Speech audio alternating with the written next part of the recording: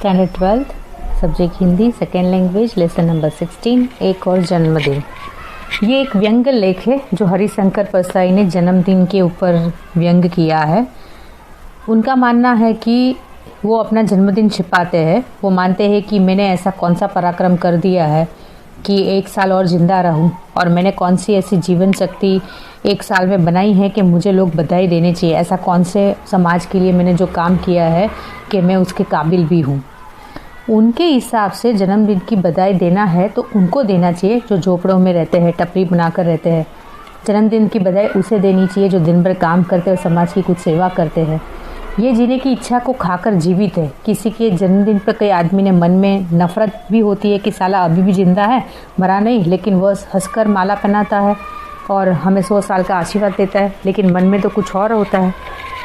जन्मदिन उसको मनाना चाहिए जो सही अर्थ में उस जन्मदिन मनाने के सही अर्थ में अधिकारी है। जैसे कि जिससे जिंदा रहने से या जिसकी उम्र बढ़ने से लोगों को सुख मिलता है, समाज को सुख मिलता है, परिवार को सुख मिलता है, ऐसे का जन्मदिन मनाना चाहिए, ऐसा लेखक समझते हैं हरिशंकर परसाई। लेखक के जन्मदिन पे एक बुजुर्ग मित्र का जन्मदिन 1 अप्रैल होने से मनाने में तकलीफ होती थी, क्योंकि वह दिन अप्रैल फूल के रूप में लोग उसे मानते हैं। एक नेता का जन्म 29 फरवरी होने का जन्मदिन 4 साल के एक बार आता है, इसलिए वे उदास रहते थे। तो ऐसे छोटे छोटे चुटकुलों के द्वारा कवि हमें समझाना, ये भारतीय वास्तविकता समझाना चाहते हैं कि हमारा भारतीय वास्तविकता ये बिल्कुल मानती नहीं है। पाश्चात्य अंधापन मतलब पश्चिमीकरण है। जन्मदिन मनाना वो पश्चिमीकरण की रीत थी और उसको हमने अपना लिया है, और उसके अंदर हमने हमारा दंभ, आचार, जीवन की, समाज की सच्चाइयों को हमने दूर कर दिया है। जन्मदिन किसे और कैसे मनाना चाहिए उस बात को हमने कभी सोचा ही नहीं है। बस पश्चिम के लोग जन्मदिन मनाते हैं इसलिए हमें भी मनाना चाहिए, यही सोचकर अभी हम भी मनाने लगे हैं। सही अर्थ में जन्मदिन का अर्थ हम समझ पाए नहीं है कि कैसे मनाना चाहिए, कैसे तैयारी होनी चाहिए, या अभिनंदन कैसे देना चाहिए। एक छोटे से व्यंग के लेख के द्वारा लेखक हमें ये समझाना चाहते हैं। कहानी में लेखक ने जन्मदिन के बहाने अपने व्यंग्यपूर्ण विचार व्यक्त किए हैं कि समाज में व्याप्त दंभ की मानसिकता उजागर करते हुए जीवन के प्रति अपने अभिगम को उजागर करने का उनका एक प्रयास है। ये लेखक कहते हैं कि गलती से किताब के पल्ले पर मेरी जन्म तारीख छप गई थी। लेखक अपना जन्मदिन भूलना चाहते हैं, लेकिन कोई प्रोफेसर साहब ने उसको गुलदस्ता देकर जन्मदिन की बधाई दे दी। लेखक अपना जन्मदिन छिपाते हैं। वे मानते थे कि मैंने ऐसा कौन सा पराक्रम कर दिया, जैसे मैंने आपको पहले बताया, साल और ज़िंदा रहूं। कौन सी ऐसी मैंने अमृतवाणी बरसाई है, क्या मेरे में ऐसी शक्ति है जो लोग मुझे बधाई दे। जन्मदिन की बधाई देना है तो फिर उसे देना चाहिए जो सही अर्थ में इसका अधिकारी हो या सही अर्थ में इसके मायने समझते हो। इससे जन्मदिन की बधाई इन्हें देनी चाहिए, ये जीने की इच्छा को रखकर जीवित जो रहते हैं, कि जिसके जीने से लोगों को फ़ायदा होता है, उसी में से ज़रूरी ताकत इकट्ठा करते हैं। किसी के जन्मदिन पर कई आदमी ने मन में नफरत पैदा करता है, लेकिन साला अभी भी जिंदा ऐसा करके गाली देता है, लेकिन वह हंसकर उसको, वो नेताओं को माला पहनाते हैं। हम लेकिन कभी चाहते नहीं हैं कि वो ज़िंदा रहे। तो ऐसे आदमी यदि हमें जन्मदिन की बधाई भी देते हैं तो उसका कोई सही अर्थ रहता नहीं है। लेखक ने एक अपने बुजुर्ग मित्र की बात की, दोस्त की बात की थी कि उसका जन्मदिन 1 अप्रैल में आता था, तो उसको बहुत तकलीफ होती थी। क्योंकि उसे लोग अप्रैल फूल के नाम से जानते थे, और उसको जैसे हम मनाते अप्रैल फूल। जन्मदिन बनाने का समाचार अखबारों में छपाते, कार्ड बंटवाते हैं, अप्रैल फूल मनाकर लोग नहीं आते हैं। एक नेता का जन्म 29 फरवरी को हुआ, तो उनका जन्मदिन 4 साल में एक बार आते थे, तो वो दुखी हो जाते थे। वे हर साल 28 फरवरी को उदास रहते थे कि 29 तो फरवरी मतलब 4 साल में एक ही बार आता है।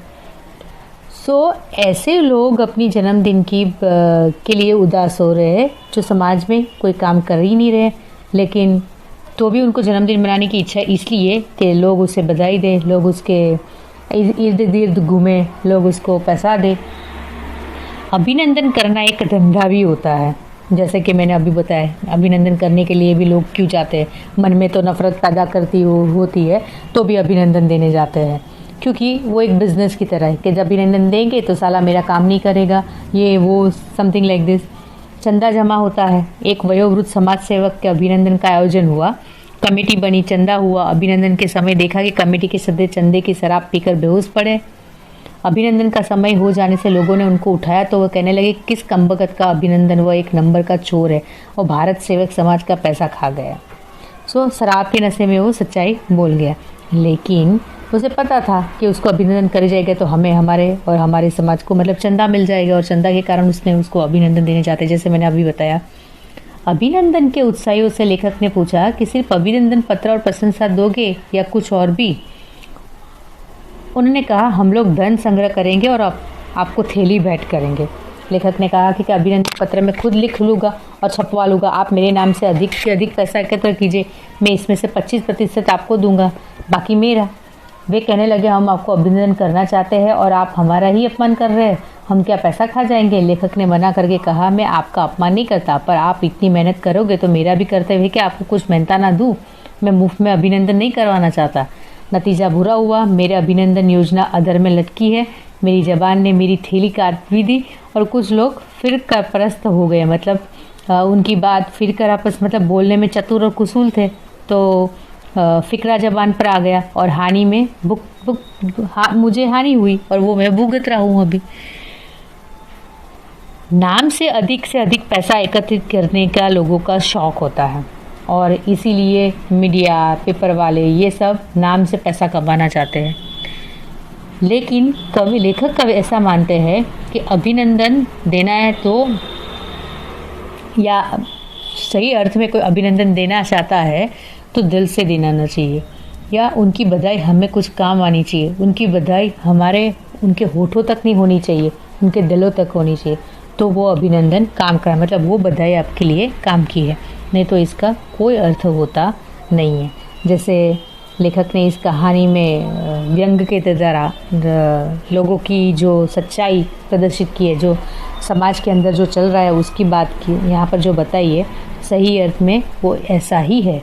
हर लोग आपकी जीने की इच्छा से या आपके जीने से सुखी या फिर बहुत अच्छे मिजाज में होते नहीं हैं। हम नहीं जानते कौन आपका दुश्मन है, या हम नहीं जानते कि कौन ऐसा सोच रहा है कि आप ना रहो। इसीलिए जन्मदिन मनाना ये जो हमारे भारतीय संस्कृति में नहीं था, और कहा जाता था कि जन्मदिन मनाने के समय दिया जलाना चाहिए, बुझाना चाहिए नहीं। और पाश्चात्य संस्कृति यानी पश्चिम संस्कृति में दिया बुझाया जाता है, तो हम तो हमारा एक साल और बर्बाद कर दिए, उसके लिए हमें सोचना चाहिए।